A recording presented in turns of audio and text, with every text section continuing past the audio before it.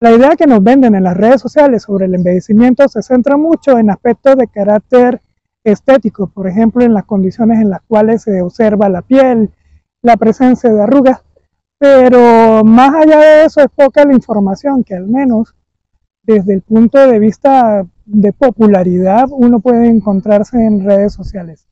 De eso vamos a estar hablando hoy. ¿Qué tal? ¿Cómo están? Yo soy Ángel García, soy médico internista y en esta oportunidad vamos a estar hablando sobre envejecimiento saludable. Sean todos ustedes bienvenidos a un nuevo episodio de Avisar Anormalidades. Por supuesto, hablar de envejecimiento saludable implica que necesariamente tenemos que hacer algunas aclaratorias. Esto en cuanto al punto de vista conceptual, ¿no? Tendríamos que aclarar qué es envejecimiento, qué se entiende por envejecimiento saludable.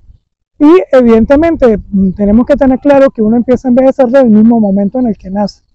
Ahí empiezan a ocurrir una serie de cambios, de daños o incluso formas de adaptarse al medio ambiente o al mismo medio ambiente interno del individuo que van a formar este proceso llamado envejecimiento, en donde pueden haber alteraciones tanto orgánicas, funcionales, y no solamente eso, sino incluso desde el punto de vista social, la percepción en que como sociedades tenemos acerca de lo que es el envejecimiento.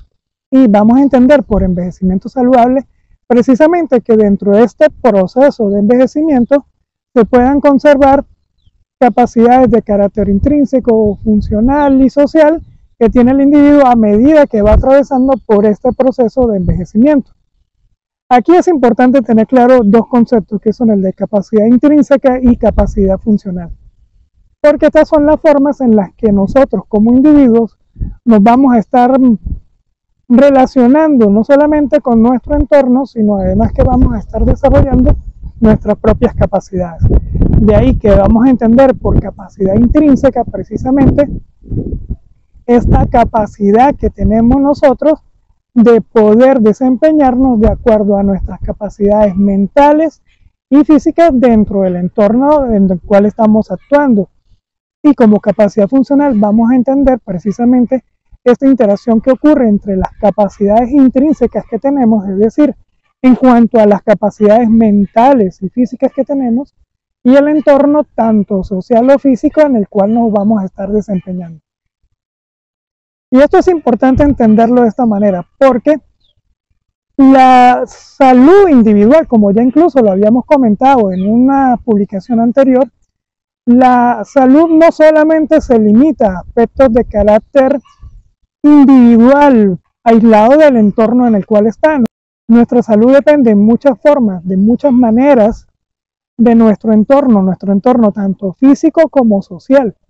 De ahí que cuando uno tiene oportunidad de leer documentos de investigación que ha realizado, por ejemplo, la Organización Mundial de la Salud, dentro de las características a las cuales las personas mayores le dan mucha importancia, es precisamente estas interacciones de carácter social que se espera que mantengan, que fortalezcan o que les acompañen durante esta fase de la vida.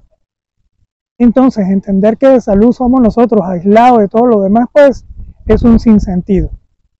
De ahí que precisamente tendremos que entender que este envejecimiento saludable va a depender de la interacción de tres elementos fundamentales, porque ellos tres van a estar interactuando precisamente para que ese proceso se dé de una manera, pudiéramos decir, armoniosa o que cumpla con los objetivos que el mismo individuo tenga, planifique o tenga la capacidad de desarrollar, y para aquellos para los cuales los planes de salud se establezcan para precisamente darle la atención al individuo que envejece. Estos tres elementos que van a estar interactuando son el mismo individuo, la sociedad, su entorno sociocultural y, contrario a lo que uno pudiera pensar o a lo que uno subestime, también tiene que ver el aspecto urbanístico, es decir, la ciudad, el entorno físico donde él se va a desarrollar. Dicho lo anterior, pues cabe preguntarse, ¿y en qué momento nos hacemos viejos? ¿En qué momento somos adultos mayores? Y aquí hay que entender una cosa. Cuando uno habla de viejo, no quiere decir o no tiene una connotación peyorativa o de insulto, menos que uno le conceda esa particularidad al uso de ese adjetivo. porque igual uno puede decir alguien es joven y de alguna manera eso también tiene la misma connotación peyorativa o de insulto si se le quiere atribuir. Pero en forma general, piensa que incluso en el mismo documento de la Organización Mundial de la Salud hablan de envejecimiento, no hablan, por ejemplo, de adultecimiento. Entonces, ¿en qué momento se hace uno viejo? ¿En qué momento se hace uno adulto mayor? No hay una forma precisa de establecerlo, porque aparte de que uno se hace viejo a medida de que va pasando el tiempo y que este proceso inicia precisamente al nacer, pues no hay un punto de corte preciso que diga a partir de este momento se es viejo o se es un adulto mayor. Hay muchas formas de medir qué tan envejecido está nuestro cuerpo. Por ejemplo, tenemos un envejecimiento de carácter endocrinológico, que está determinado por las alteraciones que ocurren en algunas hormonas. Pudiéramos mencionar las hormonas sexuales femeninas en el caso de la mujer y la menopausia, o incluso en forma universal pudiéramos mencionar la hormona de crecimiento como un indicador de envejecimiento. Pero es que también tenemos una salud ósea, y esta también determina nuestra edad de carácter óseo. Tenemos una salud de carácter cardiovascular marcado básicamente por la presencia de arteriosclerosis. Pero es que la cosa no se queda solamente ahí. También tenemos una edad social que determina en qué momento estamos siendo viejos, y es la edad de jubilación. La Organización Mundial de la Salud establece como criterio un momento cronológico, que son los 60 años, pero esto puede variar entre 60 o 65 años, y a partir de esta edad estaríamos hablando de que uno ya no es un adulto, sino es un adulto mayor. Incluso dentro de la geriatría hay clasificaciones en donde se clasifica precisamente el envejecimiento en 3 etapas, en el anciano, el muy anciano y el muy anciano, que vendrían a ser como de los 60 a los 75, 75 a 85 y de los 85 años en adelante. Y esto tiene importancia porque incluso en muchos estudios médicos los pacientes que están por encima de determinada edad son excluidos de realizar estudios farmacológicos. Ahora bien, si tenemos entendido o aceptamos como base que son los 60 años, y esto también tiene mucha importancia desde el punto de vista social, porque uno de los eventos que marca nuestro envejecimiento desde el punto de vista social es precisamente la edad de jubilación. Entonces, ¿seremos viejos en la medida en la que tengamos una determinada edad? Pues sí, dependiendo de algunos valores que tengamos de laboratorio, pudiéramos decir también que sí. Pero acuérdense que incluso viejo también se lo podemos aplicar a ciertos cambios en cuanto a la actitud mental o incluso al aspecto físico. Puede ser que no se correlacione con la edad, pero ya decimos que una persona es vieja, por ejemplo, por su aspecto, por su forma de pensar. Esto, a pesar de que quizás no tenga tanta relevancia para lo que estamos discutiendo, sí tiene importancia en cuanto a nosotros como sociedad concebimos lo que es el envejecimiento.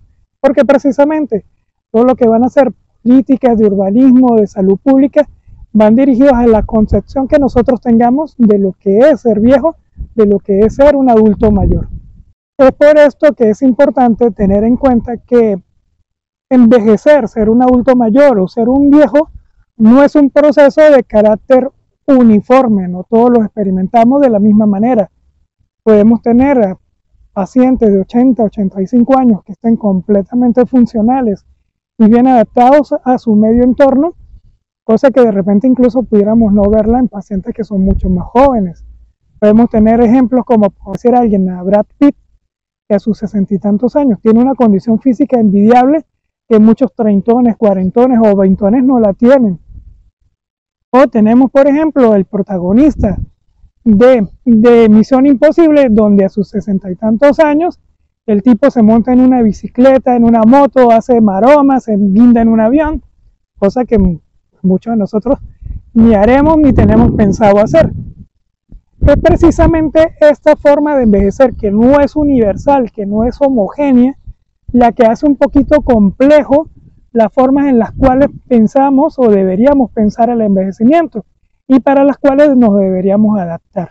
Dentro de este proceso de adaptación es donde tendríamos que empezar a excluir ideas como la del ageísmo. Esto sería como decir el edadismo, probablemente en español, ¿no? en donde se considera que alcanzar una determinada edad es sinónimo de incapacidad, o que uno no se pueda mover, o de que uno pierda facultades mentales, o de que se deba restringir el nivel de actividad física, mental o social que tenga, precisamente por la edad. Cuando alcanzar una determinada edad no quiere decir que uno deje de aportar a la sociedad o de que uno deje de ser útil para la sociedad o para uno mismo. Es esto lo que se tiene que combatir. Y aquí, cuando pensamos esto del envejecimiento saludable, tendríamos que pensar que como sociedad, como individuo, tendríamos que estar luchando por favorecer las condiciones que precisamente permitan el desarrollo de facultades o la conservación de nuestras capacidades intrínsecas y funcionales a cualquiera que sea nuestra edad. Por supuesto, entre más avanzado, mejor, ¿no? Esto tiene que ver con planificación urbanística. Hablamos anteriormente de que es uno de los 3 elementos que se toma en cuenta. Las ciudades tienen que ser amigables para el envejecimiento. Y esto de amigable se refiere a que tengamos servicios públicos que estén adaptados precisamente a esa variabilidad de cambios físicos, mentales, funcionales que vamos a tener en la edad. Por ejemplo, que tengamos paradas de transporte público cerca de donde vivamos, que el transporte público nos pueda llevar o traer hacia esos sitios donde queramos ir. Por ejemplo, servicios de salud. E incluso los autobuses están pensados para que puedan poder manejar sillas de ruedas o que permitan o que tengan una altura que sea de fácil acceso para las personas de mayor edad, que tengamos semáforos y paradas que estén adaptadas a los adultos mayores. También tiene que ver con nuestra sociedad, precisamente esto que estamos hablando del ageísmo, que no concibamos el envejecimiento como una fase necesariamente de deterioro o de pérdida de funcionalidades, o que nos vean como un lastre o una carga para la sociedad. En ese sentido, tendremos que pensar de que uno todavía puede aportar en conocimiento, en habilidades, que son importantes para poder mantener la sociedad, que uno incluso pueda servir para educar a las poblaciones mucho más jóvenes, y no necesariamente ser excluidas de todos estos procesos de desarrollo y de aporte económico. Y por supuesto que todos estos elementos permitan que uno pueda mantener sus capacidades intrínsecas y su capacidad funcional en función de todos aquellos aportes que la sociedad le permita que uno pueda tener, desarrollar o dar.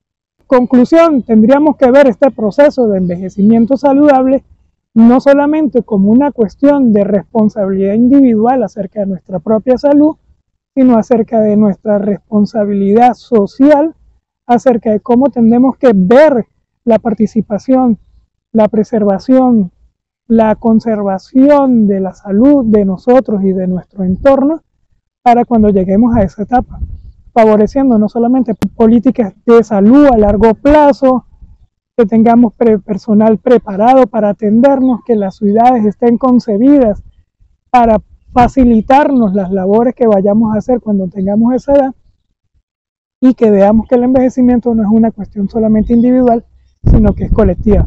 Más aún cuando las proyecciones de envejecimiento para el año 2030 ya indican que ya vamos a estar en un punto de reemplazo en donde los adultos mayores van a ocupar un 20 o 30% de la población general a nivel mundial, sobre todo en los países que van a estar presentando un proceso de envejecimiento acelerado, como lo son los países latinoamericanos y algunos de África.